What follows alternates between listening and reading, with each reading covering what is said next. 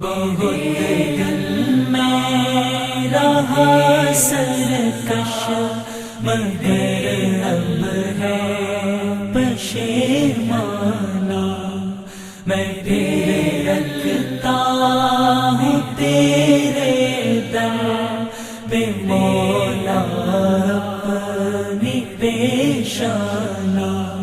بہت دل میں رہا سرکش مگر اب ہے پشیمانہ، میں تیرے رکھتا ہوں تیرے در بے مولا اپنی پیشانہ۔ نحمدہ ونصلی علی رسول الکریم، اما بعد فاعوذ باللہ من الشیطان الرجیم، بسم اللہ الرحمن الرحیم۔ قال اللہ تعالیٰ فی کلامہ المجید والفرقان الحمید، الا ان اولیاء اللہ لا خوف علیہم ولا هم یحزنون، صدق اللہ العلی العظیم۔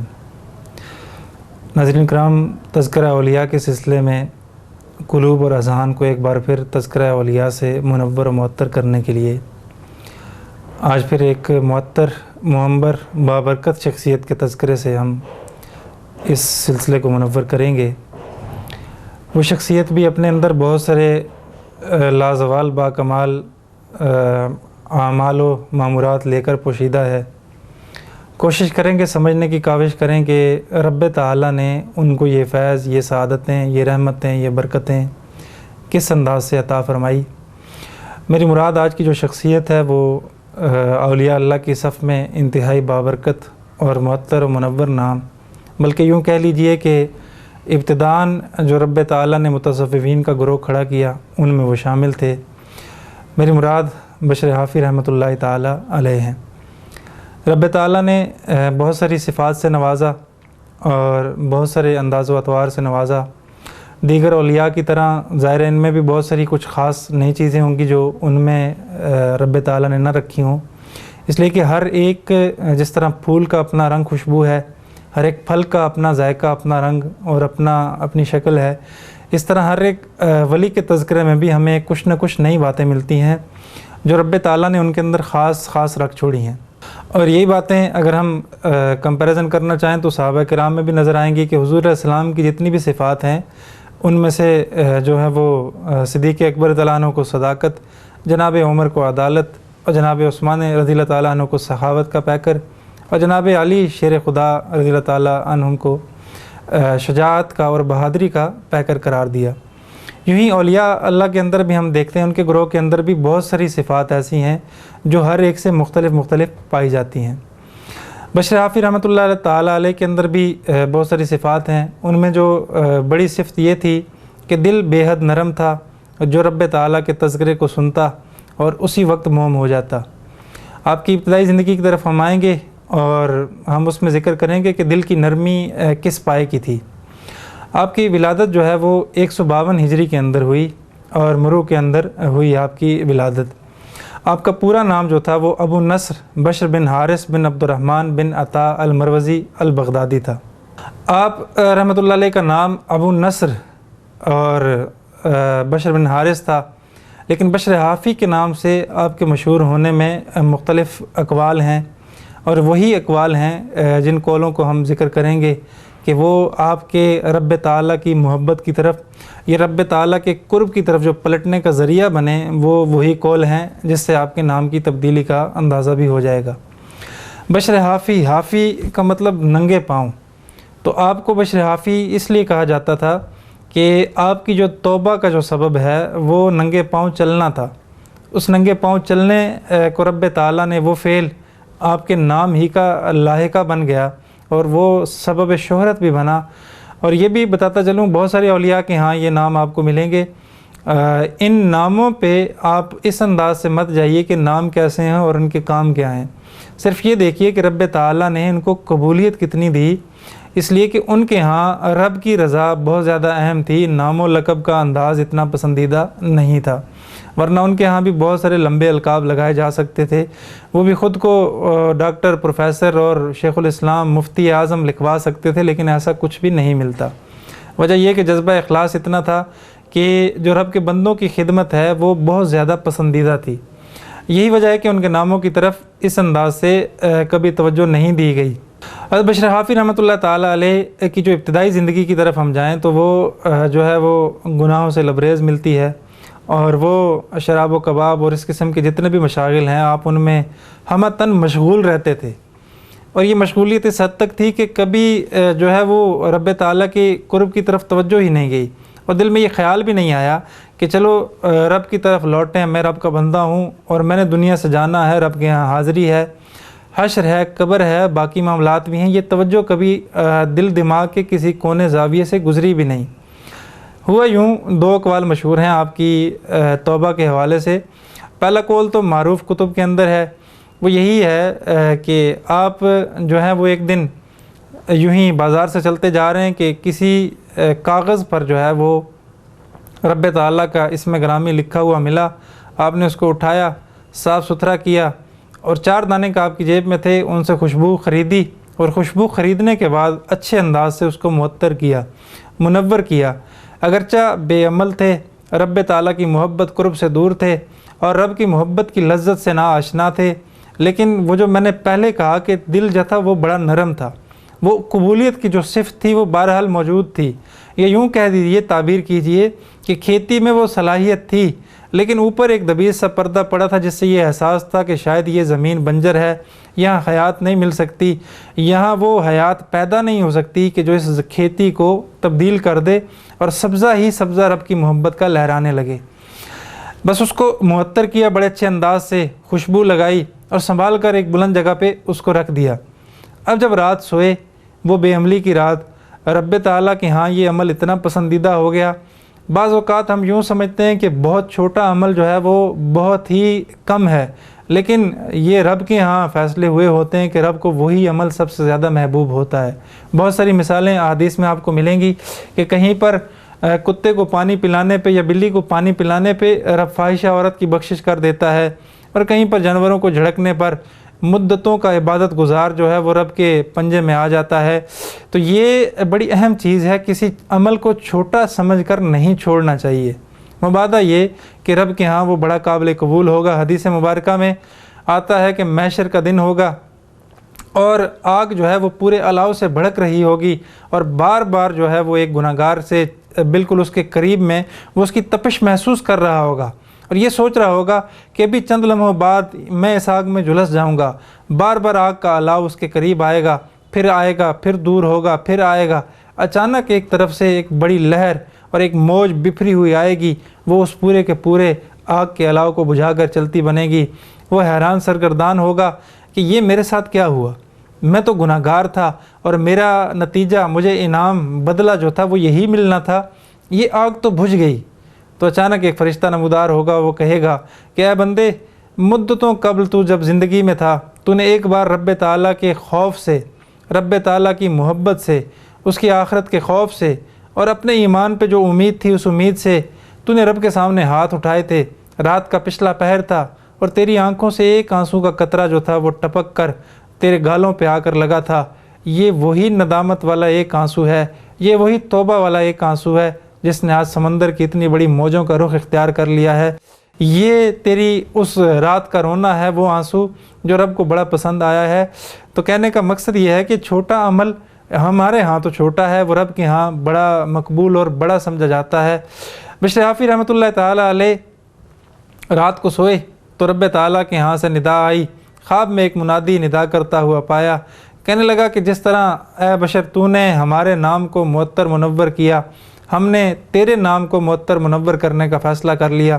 جس طرح تو نے ہمارے نام کو خوشبو لگائی اور وہ خوشبو پھیلتی ہوئی جہاں تک پہنچی، اسی انداز سے تیرا نام بھی پھیلتا چلا جائے گا.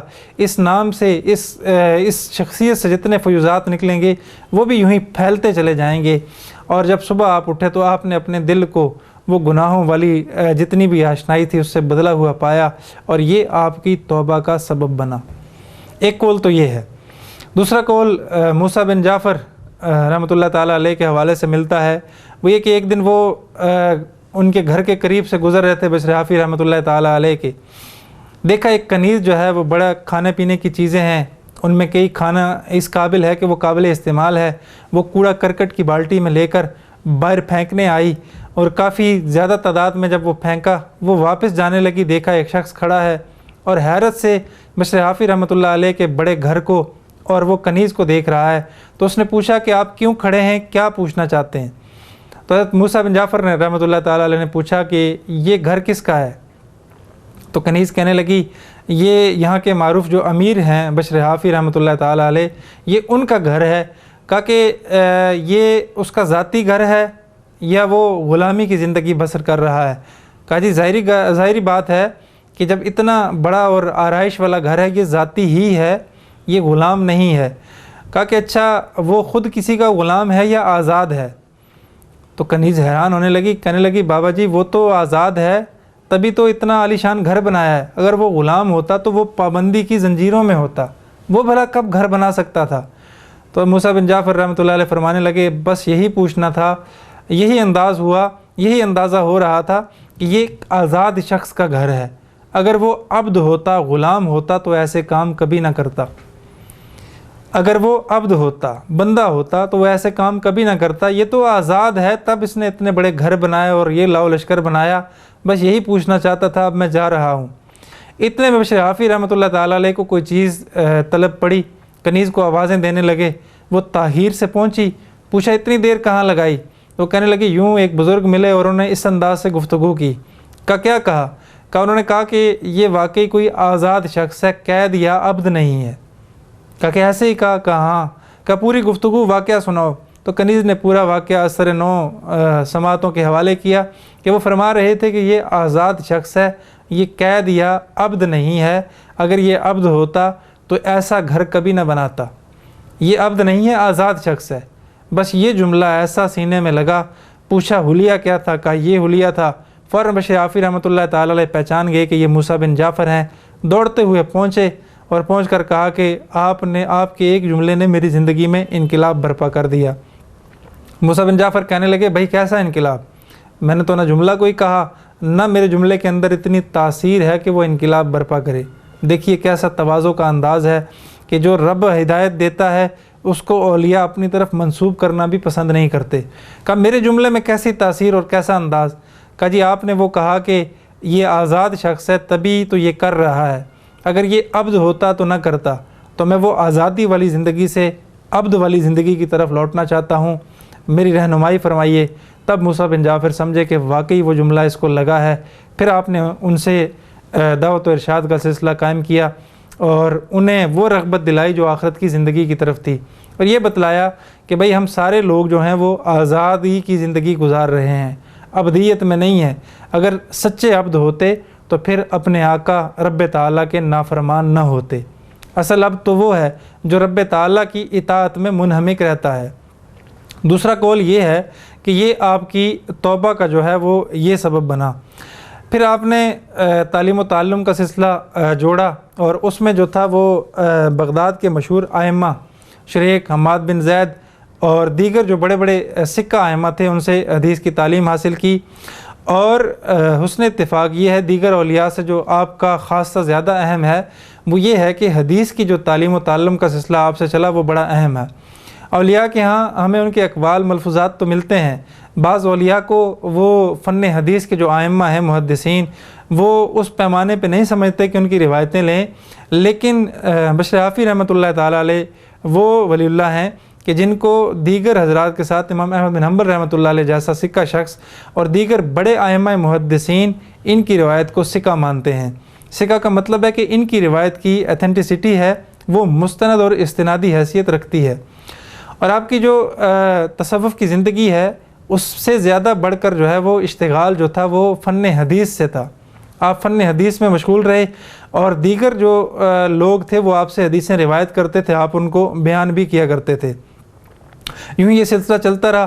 امام احمد بن حنبل رحمۃ اللہ تعالیٰ علیہ آپ سے بے حد متاثر تھے اور آپ کو سلف و صالحین میں اور حدیث کے ائمہ میں شمار کیا کرتے تھے۔ اسی طرح دیگر جو آپ کے ہم اثر تھے یا آپ کے بعد میں آنے والے لوگ تھے انہوں نے بھی آپ کا تذکرہ خیر سے کیا۔ اور جب بہت سارے بڑے لوگ جن میں محدثین شامل ہیں، اولیاء اللہ شامل ہیں، ان کی جماعت کو جب آپ کی اطلاع پہنچی کہ آپ دنیا سے چلے گئے ہیں تو بے حد رنج ہوا۔ امام احمد بن حنبل رحمۃ اللہ علیہ نے آپ کی موت کا سنا تو فرمایا کہ اپنے پیچھے وہ اپنی مثال نہیں چھوڑ کر گئے، یعنی ایسی لازوال اور باکمال شخصیت ہے کہ اپنے پیچھے وہ اپنی مثال چھوڑ کر نہیں گئے۔ فضیل ابن عیاض اور ابن تیمیہ رحمۃ اللہ علیہ نے آپ کی بہت زیادہ تعریف کی اور آپ کو متصوفی اعلیٰ طریقت اہل سنہ قرار دیا۔ اس کی ایک بڑی اہم وجہ ابن تیمیہ رحمۃ اللہ تعالیٰ علیہ جو نقاد بھی ہیں متصوفین کے، انہوں نے اہل سنت کے منہج پر کسی صوفی کو ٹھہرایا تو بشر حافی رحمۃ اللہ تعالیٰ علیہ ہیں۔ اس کی وجہ کتب میں تو نہیں ملی، البتہ ایک خواب جو ہے وہ بشر حافی رحمۃ اللہ تعالیٰ علیہ کا ملا کہ خواب میں نبی اکرم صلی اللہ علیہ وسلم کی ان کو زیارت ہوئی، اور آپ علیہ السلام جب خواب میں آئے اور آ کر آپ نے بشر حافی رحمۃ اللہ تعالیٰ علیہ سے سوال کیا کہ کیا تجھے معلوم ہے کہ تجھے تیرے ہم عصروں پر فوقیت کیوں دی گئی، کہ تیرے علاوہ اور بہت سارے لوگ ہیں انہیں اتنی عزت، رفعت، عظمت نہیں ملی، تجھے کیوں ملی؟ تو آپ نے آگے سے سوالیہ انداز میں، استفہامی انداز سے پوچھا، یا رسول اللہ معلوم نہیں۔ تو اللہ کے نبی صلی اللہ علیہ وسلم نے فرمایا بِاتِّبَاعِکَ لِسُنَّتِی، 4 چیزیں گنوائی۔ پہلی چیز یہ کہ میری سنت کی اتباع، دوسری چیز کہ وَخِدْمَتِکَ لِلصَّالِحِین، نیک بندوں کی خدمت کرنے کی وجہ سے، تیسری چیز گنوائی کہ وَنَصِیحَتِکَ لِإِخْوَانِکَ، کہ تیرے اندر یہ خاصیت ہے کہ تو اپنے بھائیوں کو نصیحت کرتا ہے، چوتھی چیز گنوائی وَمُحَبَّتِکَ لِأَصْحَابِ وَأَہْلِ بَیْتِی، میرے صحابہ اور میرے اہل بیت کی جو محبت ہے وہ تیرے اندر کوٹ کوٹ کر بھری ہوئی ہے۔ پھر فرمایا کہ وَهُوَ الَّذِی، یہ جو چیزیں ہیں بَلَغَکَ مَنَازِلَ الْأَبْرَار، ان چیزوں نے، ان 4 چیزوں نے تجھے ابرار کی منازل تک پہنچا دیا، یعنی وہ اولیاء اللہ کا جو گروہ ہے ان کی بڑی منزل تک تجھے پہنچایا، میری اتباع نے، صالحین کی خدمت نے، اور اپنے بھائیوں کو نصیحت کرنے نے، میرے صحابہ اور میرے اہل بیت کی جو ہے وہ محبت تیرے دل کے اندر کوٹ کوٹ کر بھری ہوئی ہے۔ ہم اس ایک ایک پوائنٹ پر اگر گفتگو کرنا چاہیں تو بڑی لمبی تفصیلی گفتگو ہو جاتی ہے۔ پہلی چیز نبی علیہ السلام نے وہی گنوائی جو میں اکثر لیکچر میں کہا کرتا ہوں کہ بِاتِّبَاعِکَ لِسُنَّتِی، جو ہم عصروں میں فوقیت ملی ہے تو اتباع سنت میں سب سے زیادہ ہے۔ نمبر 2 یہ کہ جو اتباع کرتا ہے اس کو آگے بھی پھیلاتا ہے۔ نمبر 3 یہ کہ ایسا نہیں ہے کہ مزاج بہت زیادہ برا ہے، بلکہ مزاج ایسا نہیں ہے، وَخِدْمَتِکَ لِلصَّالِحِین، تواضع بھی ہے، اتنا مقام مرتبہ ملا ہے پھر بھی صالحین کی خدمت کرتا ہے، تکبر نہیں ہے، عاجزی ہے، تواضع ہے۔ اس کے ساتھ ساتھ جو اہم چیز ہے وہ میرے صحابہ اور اہل بیت کی محبت تیرے دل کے اندر جاگزین ہے، تو حد اعتدال سے نکلا نہیں کہ صحابہ کی محبت اور معیت کا انکار کر دے، اور حب اہل بیت میں اتنا بڑھ نہیں گیا کہ وہاں جا کر ان پر تان ہو، اور یہاں کی محبت اتنی اعتدال سے نکلی نہیں کہ یہاں کی محبت میں اہل بیت کا دامن چھوڑ دے۔ یہ ساری چیزیں تیرے اندر تھی، تب رب تعالیٰ نے تجھے چنا۔